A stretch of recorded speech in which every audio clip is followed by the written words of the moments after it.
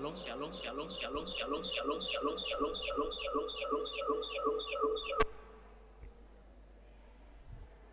Bapak, Ibu, dan Saudara yang terkasih di dalam Tuhan Yesus Kristus, pada minggu pagi ini 25 September 2022 merupakan minggu Pentakosta ke-16.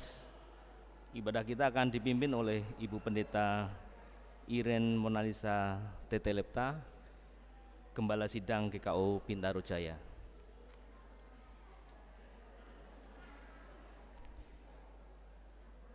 Bapak, Ibu, dan Saudara yang terkasih di dalam Tuhan, sebelum kita memulai ibadah kita, marilah kita menundukkan hati kita, menenangkan pikiran kita, dan mengarahkan diri kita bagi Allah yang perkasa tatkala kita memasuki hadirat-Nya yang kudus. Saat teduh kita mulai.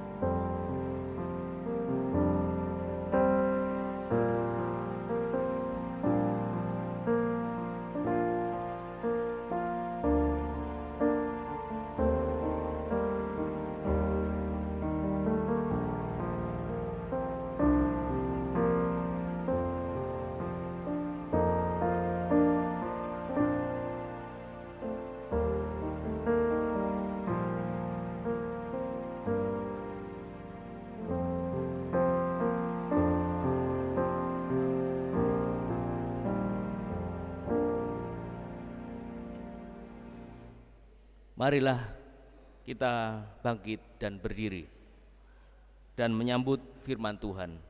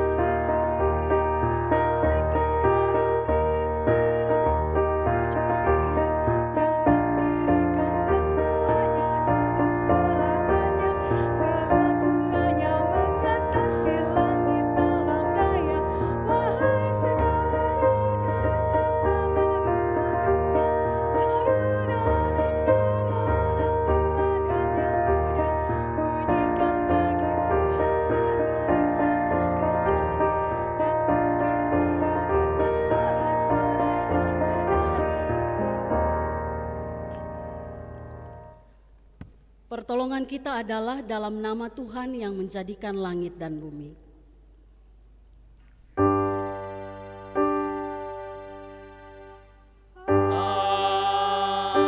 Amin. Jemaat yang dikasihi oleh Tuhan, mendasari kebaktian kita hari ini, Firman Tuhan mengatakan seperti yang tertulis dalam Pengkhotbah 5 ayat yang ke-9 yang berbunyi sebagai berikut. Siapa mencintai uang tidak akan puas dengan uang, dan siapa mencintai kekayaan tidak akan puas dengan penghasilannya. Ini pun sia-sia. Kasih karunia dan damai sejahtera dari Allah Bapa kita dan dari Tuhan Yesus Kristus menyertai kamu. Amin.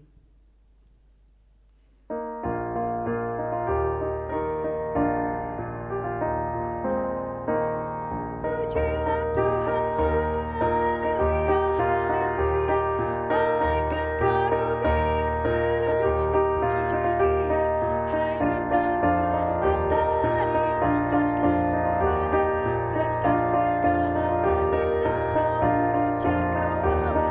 Hayulah bulan dengan segenap samudaranya, binatang liar, hewan, burung-burung yang bersayap. Padukanlah suaramu, besarkan nama Tuhan yang agung dan perkasa dan berlimpah kekuatan. Ya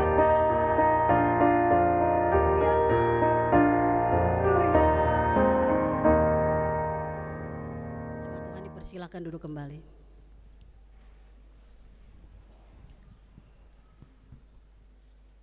Marilah saudara sekalian, dengan rasa sesal dan malu, dan dengan segala kerendahan hati, kita mengaku bersama-sama akan dosa-dosa kita.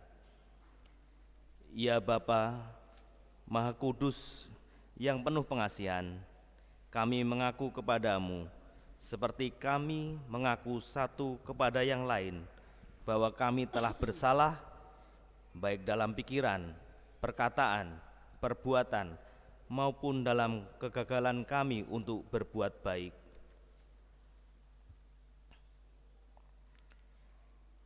Segala kekurangan kami sebagai orang percaya, kelemahan, iman, dan ketidaksetiaan, kami mengaku kepadamu. Tuhan, kasihanilah kami. Segala kekurangan kami sebagai jemaat-Mu yang telah Kau kuduskan di dunia ini, salah paham, kemudaran pengharapan, pementingan diri, kami mengaku kepadamu. Kristus, kasihanilah kami.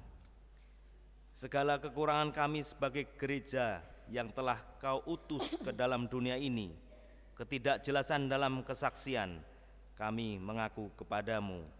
Tuhan, kasihanilah kami.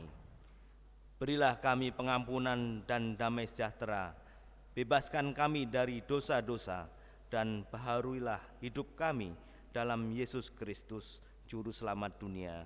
Amin.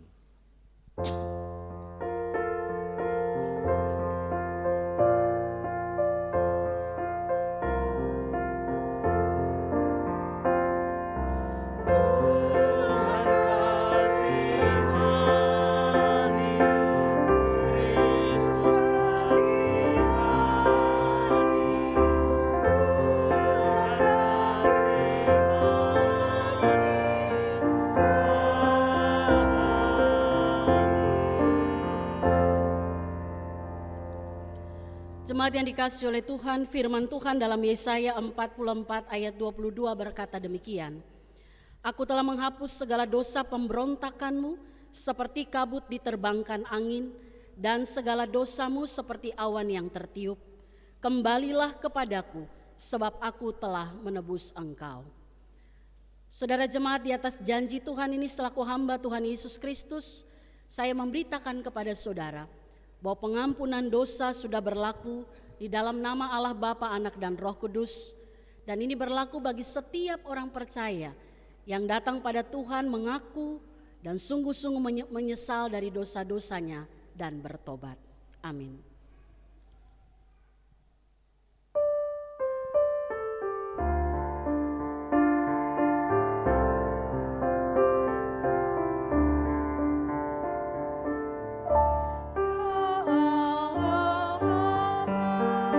Puji sembah dan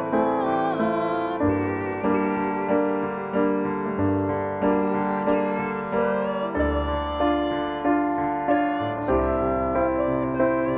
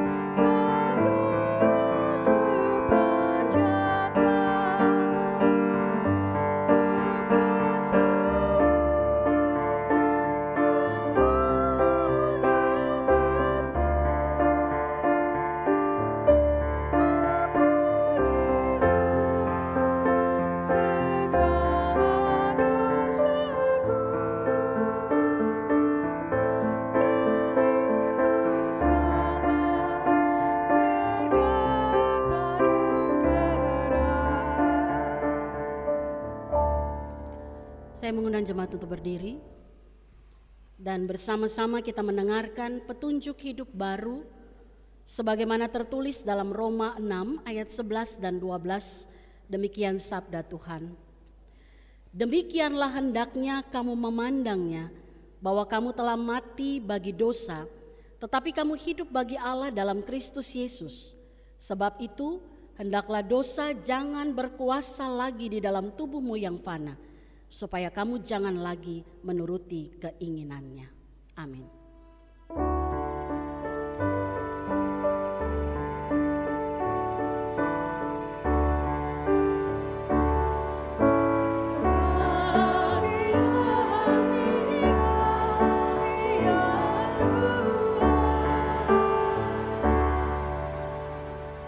Jemaat Tuhan dipersilakan duduk kembali.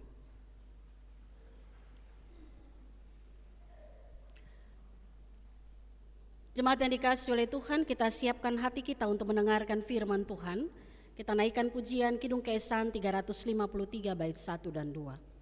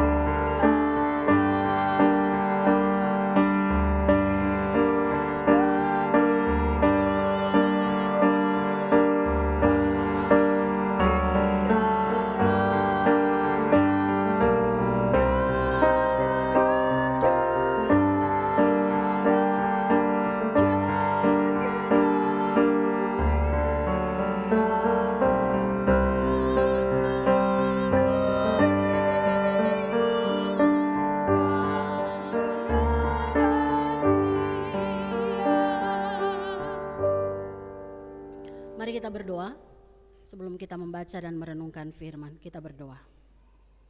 Terpujilah Allah Tritunggal yang menjaga memelihara kehidupan kami. Kami bersyukur untuk pagi yang indah Tuhan beri. Kami boleh datang bersama, berkumpul dalam satu persekutuan saudara bersaudara di dalam Tuhan. Kami datang memuji memuliakan nama Tuhan dan saatnya kami akan mendengarkan firman-Mu. Roh Kudus, mampukanlah kami agar kami dapat mendengar dengan baik. Kami juga memahami dengan benar, dan terlebih Roh Kudus memampukan kami untuk menjadi pelaku-pelaku firman yang setia. Inilah kami ya Allah, berbicaralah kepada setiap kami, karena kami siap mendengarkan apa yang Engkau mau dan kehendaki kami lakukan di dalam kehidupan kami. Di dalam nama Tuhan kami Yesus Kristus, firman yang hidup, Tuhan menyertai saudara. Diberkatinya Engkau. Amin. Amin. Jemaat yang dikasihi oleh Tuhan, mari kita siapkan pembacaan firman Tuhan. Pagi ini kita akan membaca bersama dari surat Rasul Paulus kepada Timotius yang pertama, surat pertama.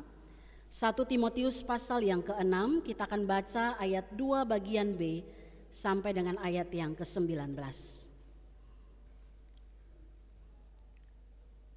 Kalau sudah menemukan bagian firman yang akan kita baca, mari sebagai tanda kesiapan kita yang bisa berdiri, kita berdiri.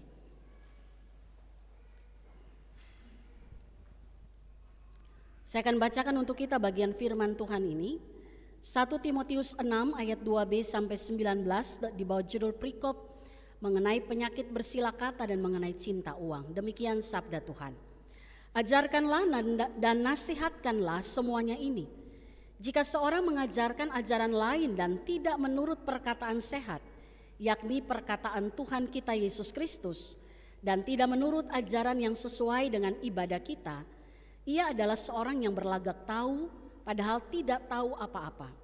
Penyakitnya ialah mencari-cari soal dan bersilat kata yang menyebabkan dengki, cidera, fitnah, curiga, percecokan antara orang-orang yang tidak lagi berpikiran sehat dan yang kehilangan kebenaran, yang mengira ibadah itu adalah suatu sumber keuntungan.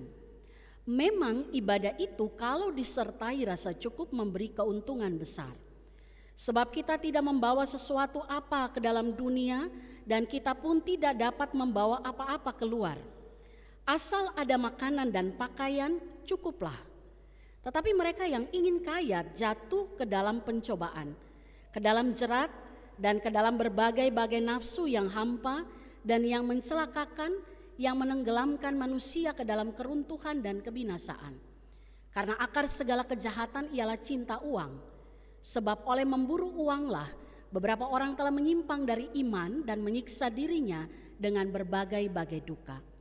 Tetapi engkau hai manusia Allah, jauhilah semuanya itu. Kejarlah keadilan, ibadah, kesetiaan, kasih, kesabaran, dan kelembutan.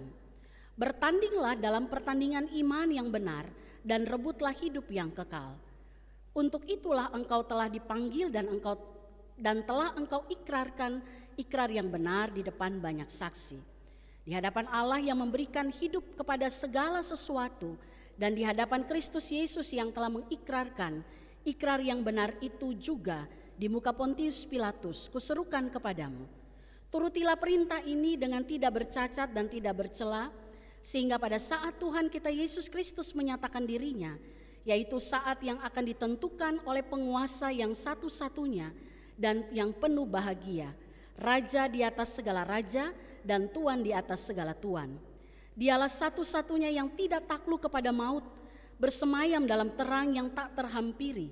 Seorang pun tak pernah melihat dia dan memang manusia tidak dapat melihat dia. Baginya lah hormat dan kuasa yang kekal. Amin. Peringatkanlah kepada orang-orang kaya di dunia ini agar mereka jangan tinggi hati dan jangan berharap pada sesuatu yang tak tentu seperti kekayaan, melainkan pada Allah yang dalam kekayaannya memberikan kepada kita segala sesuatu untuk dinikmati.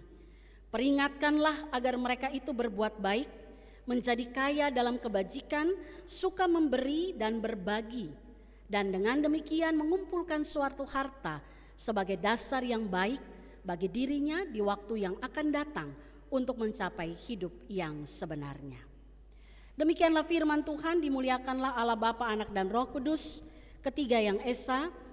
Firman Allah berkata, yang berbahagia ialah mereka yang mendengarkan firman Allah dan memeliharanya. Haleluya.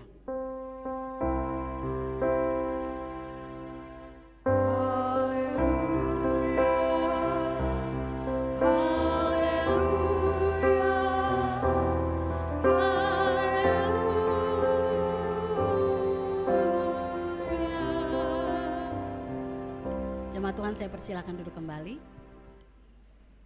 Shalom Bapak Ibu Saudara Jemaat.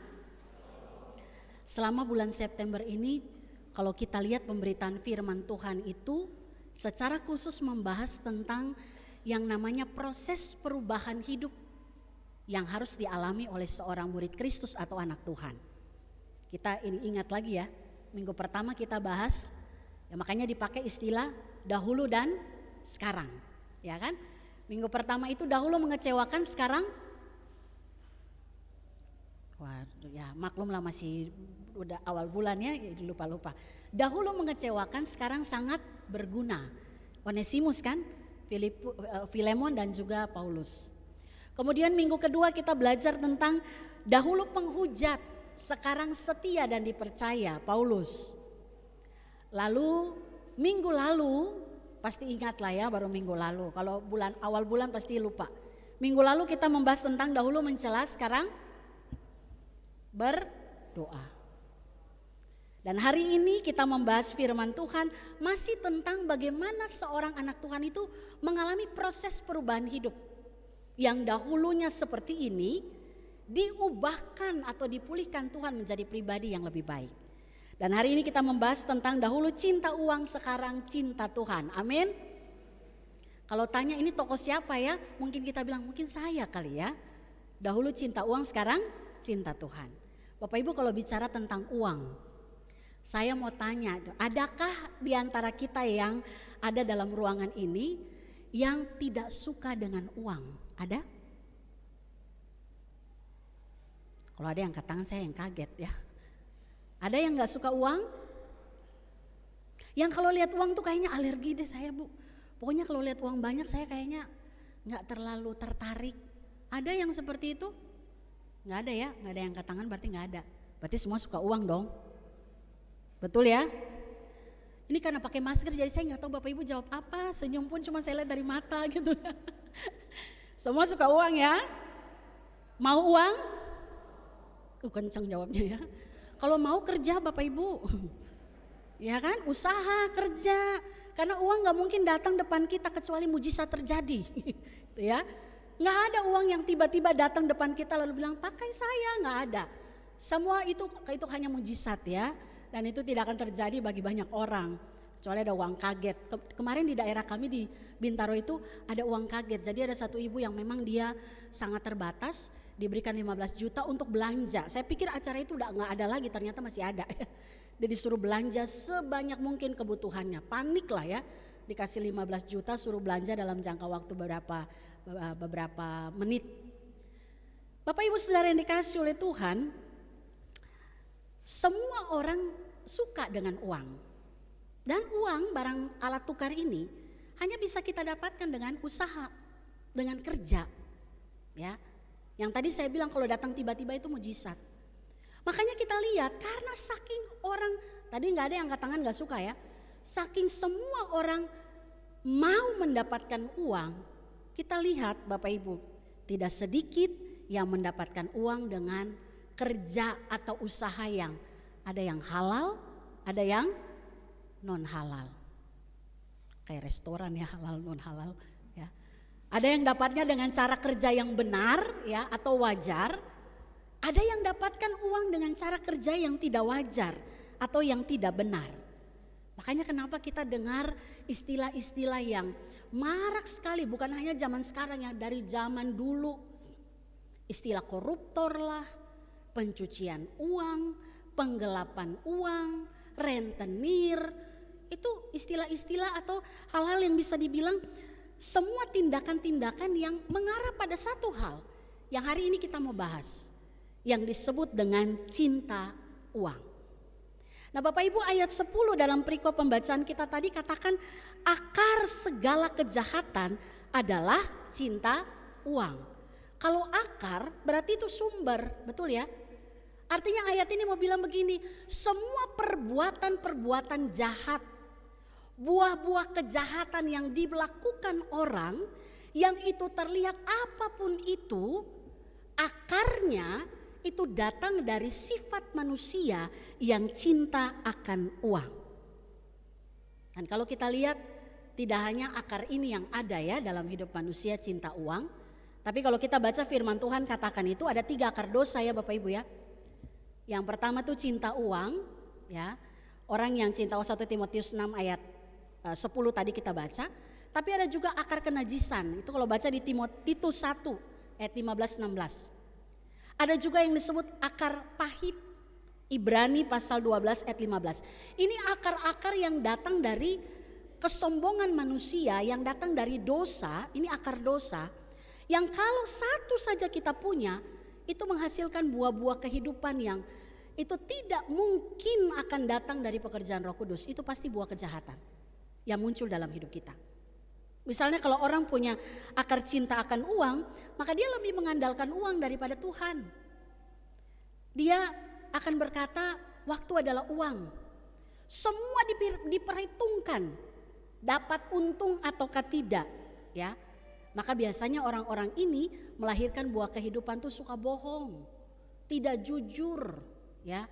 Mudah sekali untuk mengambil apa yang bukan miliknya. Itu orang cinta uang. Tapi kalau orang punya akar kenajisan, ya, kenajisan itu berarti lawannya sesuatu yang kudus, yang bersih. Maka orang yang punya akar kenajisan ini biasanya dia mudah terikat dengan kebiasaan-kebiasaan buruk. Ya, terikat dengan hal-hal yang tidak dikehendaki oleh Tuhan. Gampang khawatir, gampang frustrasi, suka merasa bersalah.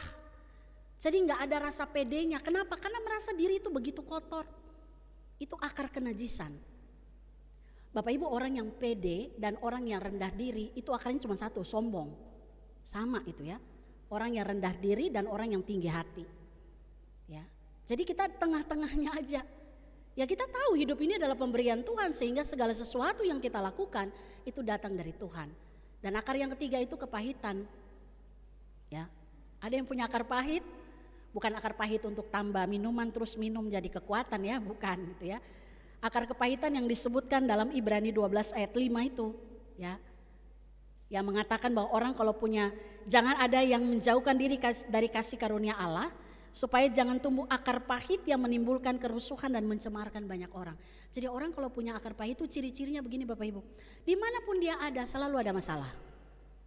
Saya ketemu ada satu orang ya, ketemu sama orang ini dia bermasalah, ketemu sama orang ini dia bermasalah, sama orang yang ketiga dia bermasalah. Lalu dia bilang ini orang-orang pada masalah, saya bilang masalahnya pada kamu. Karena setiap orang yang berjumpa dengan dia tidak bisa mendapatkan kedamaian. Nah biasanya ciri-ciri orang yang punya akar kepahitan. Dia lebih mengutamakan apa yang ditampilkan daripada apa yang datang dari perubahan yang Tuhan lakukan di dalam hidupnya. Orang yang suka gosip, orang yang suka fitnah, nah itu akar pahit.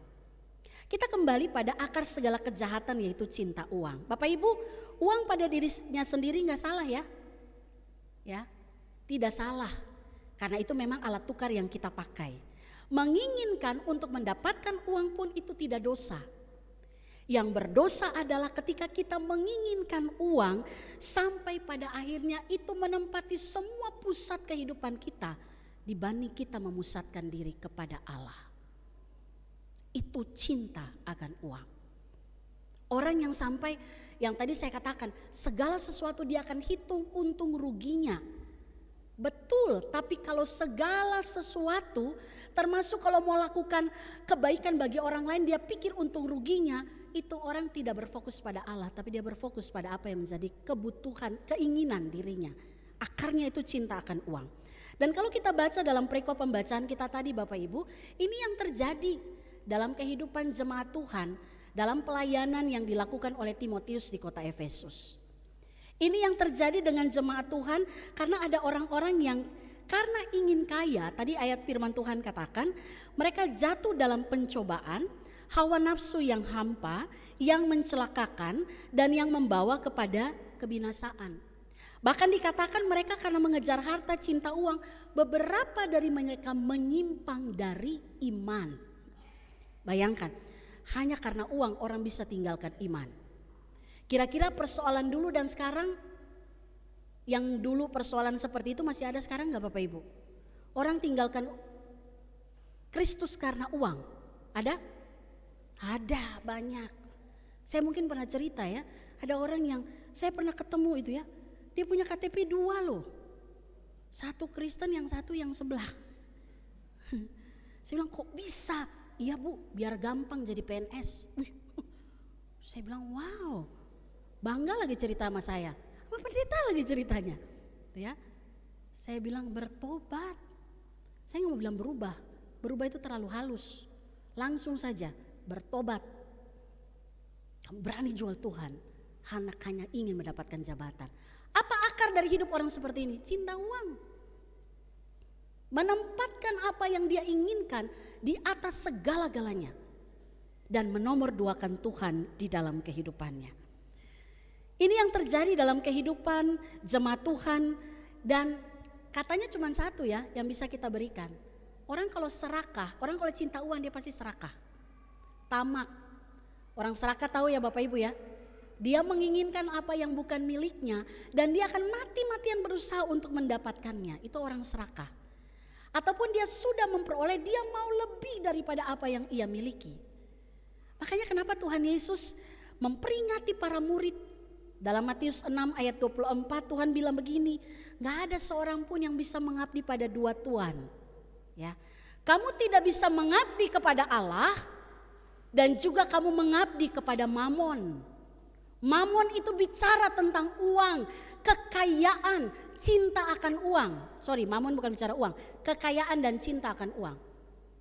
Uang itu bisa jadi jahat kalau kita menjadikan dia Tuhan.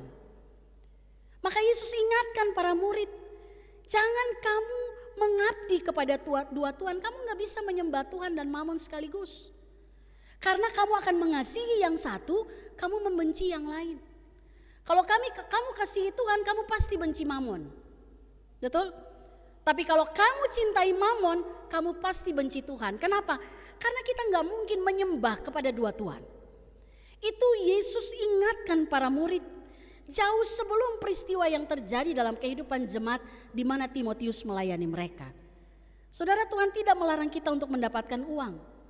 Tapi yang Tuhan larang adalah kita mengejar uang sampai akhirnya kita meninggalkan Tuhan dan kita menyembah pada mamon itu sendiri. Ayat 10 katakan, sebab oleh memburu uanglah beberapa orang telah menyimpang dari iman dan menyiksa diri mereka dalam berbagai-bagai duka. Ini dia yang terjadi, orang tinggalkan Tuhan.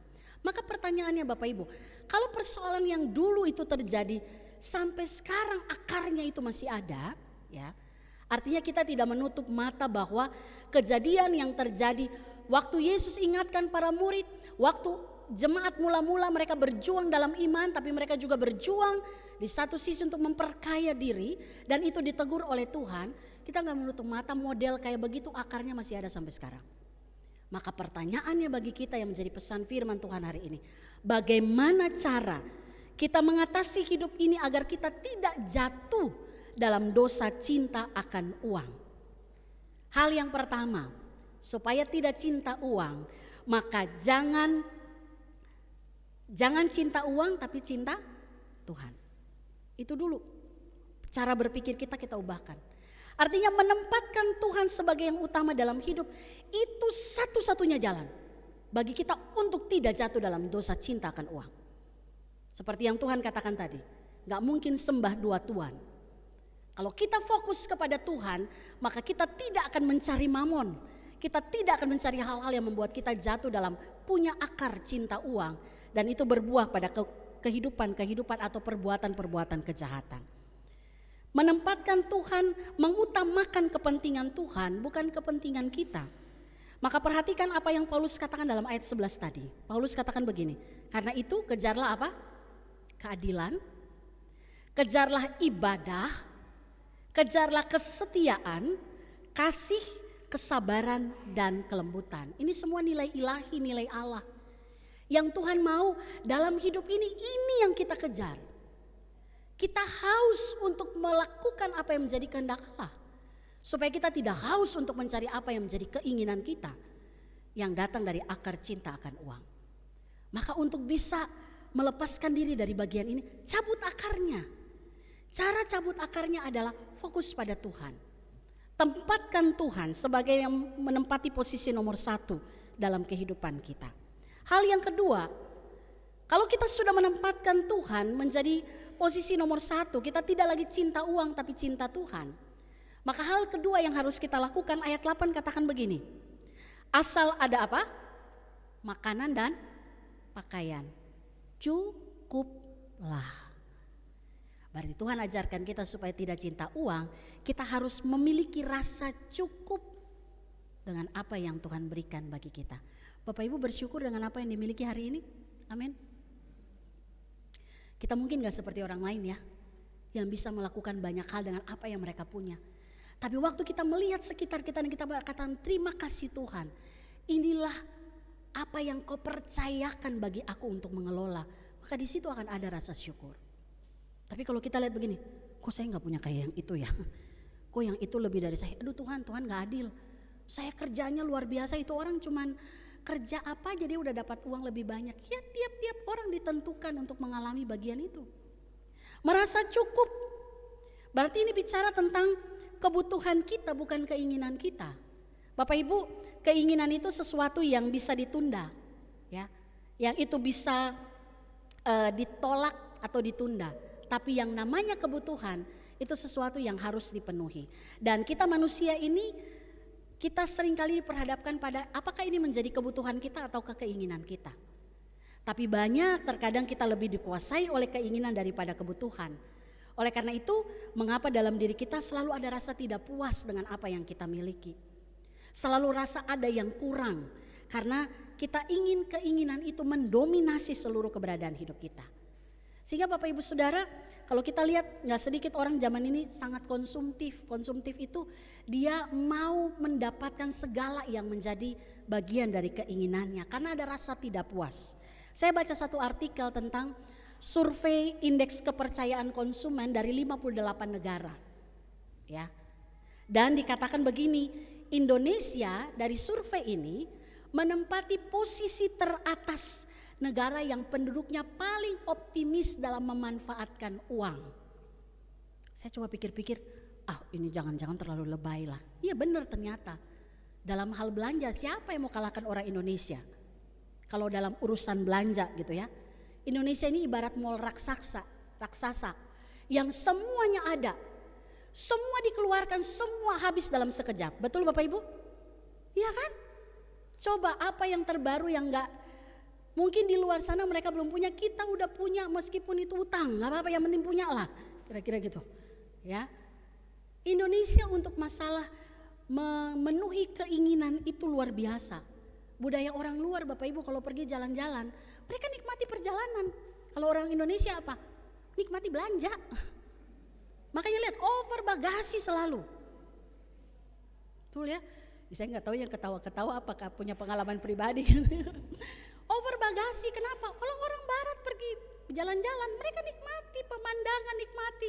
Nggak pernah, makanya lihat kalau kita ada lihat orang jalan-jalan nggak pernah kita bilang gini, pulang tunjukin foto yang enggak. Pesannya adalah jangan lupa oleh-oleh.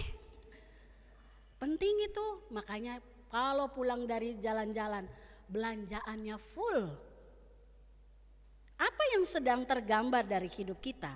Apa yang menyebabkan ini semua? Gaya hidup.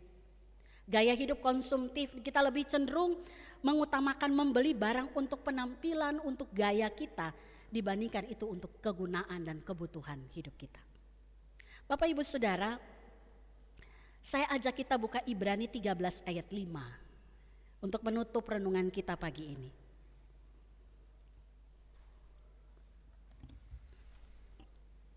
Ibrani pasal yang ke-13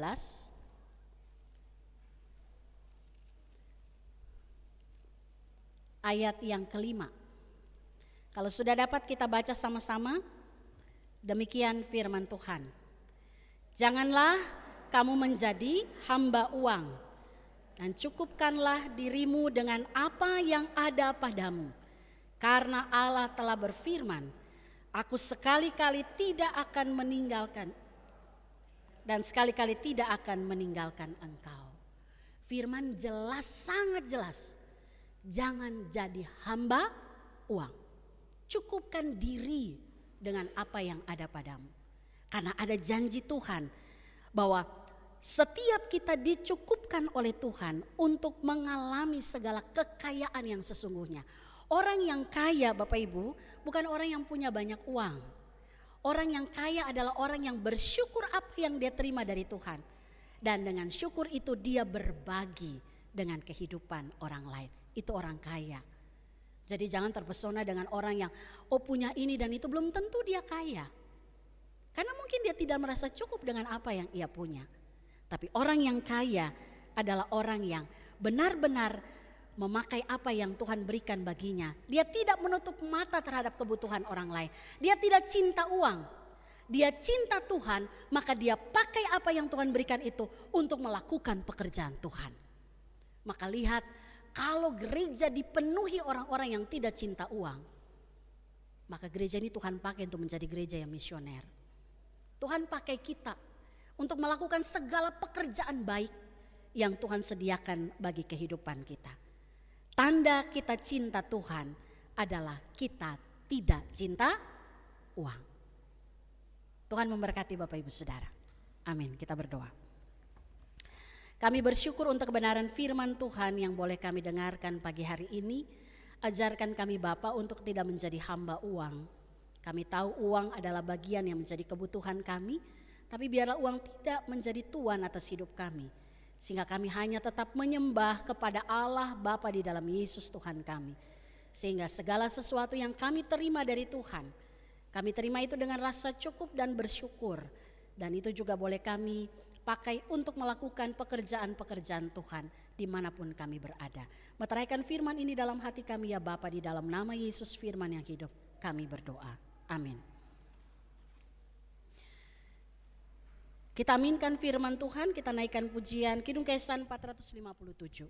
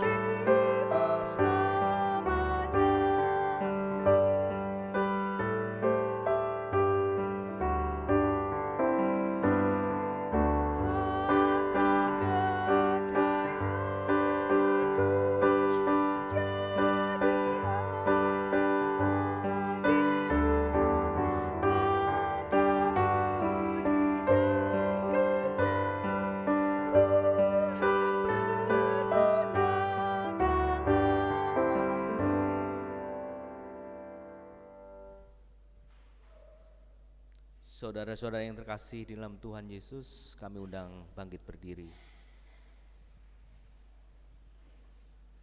Kita mengucapkan pengakuan iman kita dengan pengakuan iman rasuli. Kita berkata, Aku percaya kepada Allah, Bapa yang Maha Kuasa, Halik langit dan bumi, dan kepada Yesus Kristus, Anaknya yang tunggal Tuhan kita, yang dikandung daripada Roh Kudus, lahir dari anak darah Maria, yang menderita di bawah pemerintahan Pontius Pilatus, disalibkan, mati dan dikuburkan, turun dalam kerajaan maut, pada hari yang ketiga bangkit pula dari antara orang mati, naik ke surga, duduk di sebelah kanan Allah, Bapa yang Maha Kuasa, dan akan datang dari sana untuk menghakimi orang yang hidup dan yang mati.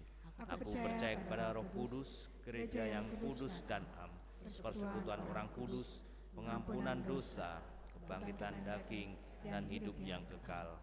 Amin. Dipersilahkan duduk kembali. Jemaat Tuhan, mari kita satukan hati kita dan kita menaikkan beberapa pokok pergumulan kita dalam syafaat. Mari kita berdoa. Bapa yang baik, Allah di dalam Yesus Kristus, Tuhan dan Juru Selamat kami yang hidup, dan Roh Kudus yang kami imani senantiasa menyertai kehidupan kami. Kami bersyukur untuk pagi ini kami boleh datang pada Tuhan, bersyukur atas segala berkat kemurahan yang Tuhan berikan bagi kami, dan kami telah mendengarkan firman Tuhan yang mengajarkan kami bagaimana kami hidup dalam sebuah proses menjadi murid Tuhan yang setia dengan menempatkan Engkau Allah di atas segala-galanya dalam kehidupan kami. Pagi ini Tuhan, kami datang menaikkan beberapa pergumulan kami pada Tuhan, karena kami percaya Engkau Allah yang setia atas kehidupan kami. Engkau mengenal satu persatu kami, Engkau tahu apa yang kami gumuli, apa yang kami ucapkan dalam setiap doa kami. Maka di dalam persekutuan kasih saudara bersaudara umat Tuhan di tempat ini, kami mau menaikkan syafaat kami. Kami berdoa untuk beberapa jemaat, beberapa keluarga dalam jemaat Tuhan di tempat ini. Berdoa untuk keluarga Bapak Pendeta Benar Sirait, keluarga Bapak Budianto, keluarga Bapak Dafner Siahaan, keluarga Bapak Marulis Simamora, keluarga Bapak Erik Latuprisa, keluarga Bapak Profesor Dr. Hari Simanjuntak, keluarga Bapak Sedo Futapea, keluarga Ibu Penatua Krista Pinta Polina Panjaitan, keluarga Bapak Sayoto, dan keluarga Bapak Rimski Kartika Yudiseno. Tuhan berkati keluarga-keluarga dalam jemaat Tuhan, biarlah mereka boleh menjadi batu yang hidup bagi pembangunan tubuh Kristus di tempat ini, bangunan Allah di tempat ini, sehingga ada pertumbuhan iman yang boleh terjadi dalam keluarga. Karena kami percaya Tuhan, keluarga yang sehat dalam iman itu menjadikan gereja ini menjadi kuat. Kami juga berdoa bagi pertumbuhan iman jemaat GKU Depok 1. Tuhan berkati setiap kegiatan-kegiatan yang ada firman Tuhan yang diberitakan. Itu membawa jemaat untuk terus mengalami perjumpaan dengan kasih Tuhan. Bahkan berdoa untuk majelis jemaat hamba Tuhan, para pekerja gereja berserta keluarga masing-masing. Mari Tuhan Engkau berkati hamba-hambamu yang Engkau telah tempatkan untuk menjalankan tugas pelayanan di tempat ini. Biarlah hikmat Tuhan ada pada setiap pelayan-pelayan Tuhan. Agar segala hal yang dilakukan hanya mengutamakan apa yang menjadi agenda Tuhan bagi pertumbuhan iman jemaat Tuhan di tempat ini. Kami juga berdoa bagi anak-anak Tuhan yang sedang mencari pekerjaan atau mencari pasangan hidup. Biarlah keputusan terbesar dalam hidup mereka untuk mencari, selain mereka percaya kepada Tuhan dan mereka mencari pasangan hidup, mereka juga bekerja sama, mereka minta tuntunan Tuhan, hikmat Tuhan dalam mendapatkan pasangan hidup dan juga pekerjaan yang menjadi bagian dari tanggung jawab yang mereka boleh kerjakan. Kami berdoa bagi keluarga yang mendambakan keturunan, ibu-ibu yang saat ini sedang mengandung, Tuhan memberkati kandungan mereka.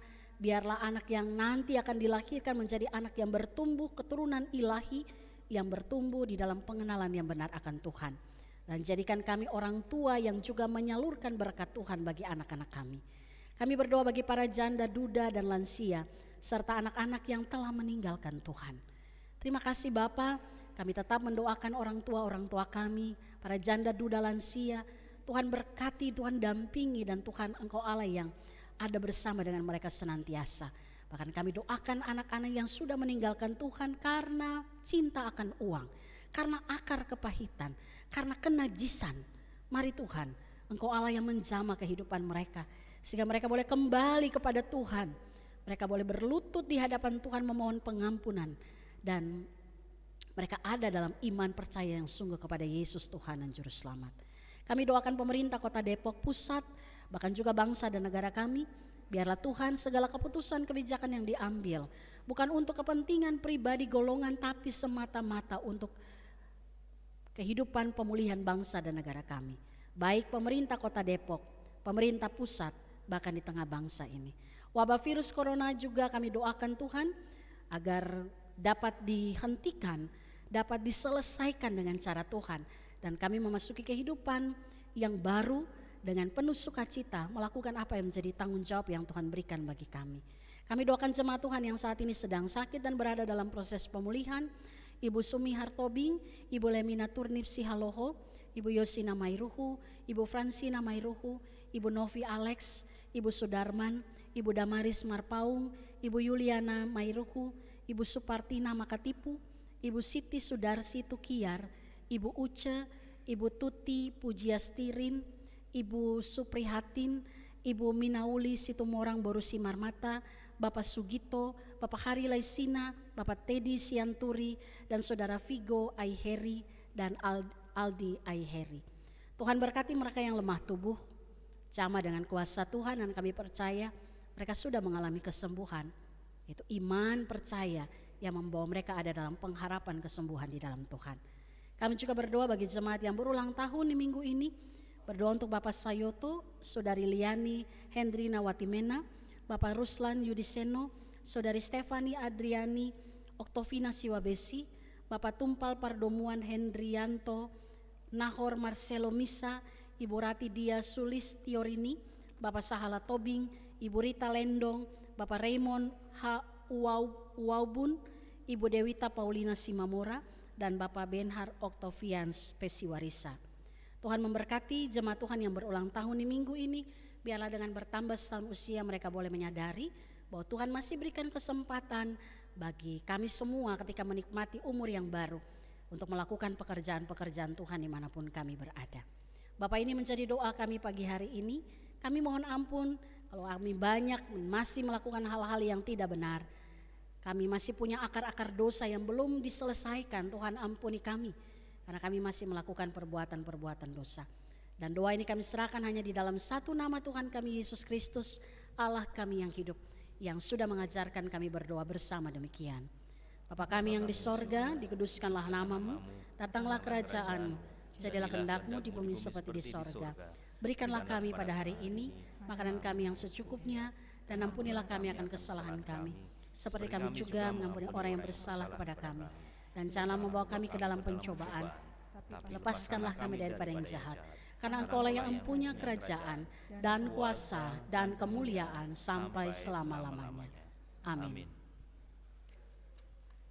Saudara-saudara yang terkasih, marilah kita mengucap syukur kepada Tuhan dengan persembahan kita sambil mengingat kata Alkitab dalam Lukas 21 ayat 3 dan 4. Demikian firman Tuhan. Lalu ia berkata, Aku berkata kepadamu, sesungguhnya janda miskin ini memberi lebih banyak daripada semua orang itu.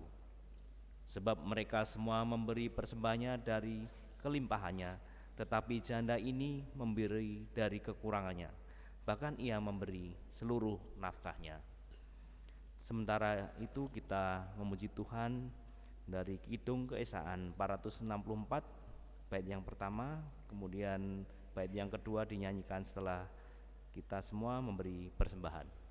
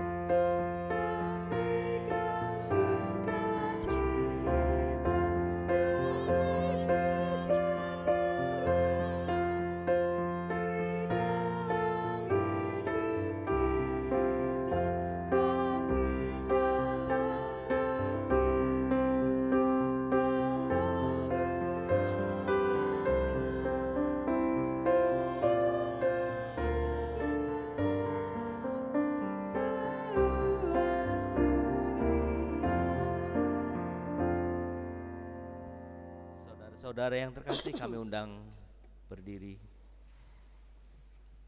Kita mengucap syukur dalam doa yang kita ucapkan bersama-sama.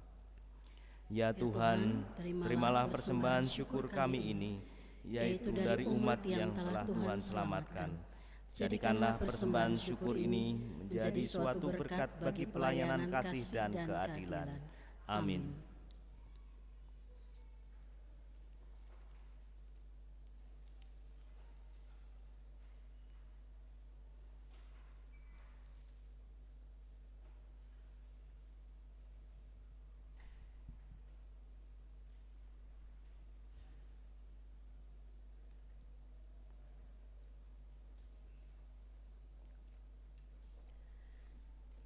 Jemaat yang dikasihi oleh Tuhan, pulanglah dengan sejahtera dalam kehidupan sehari-hari dan lakukanlah firman Tuhan yang telah Bapak Ibu dengar.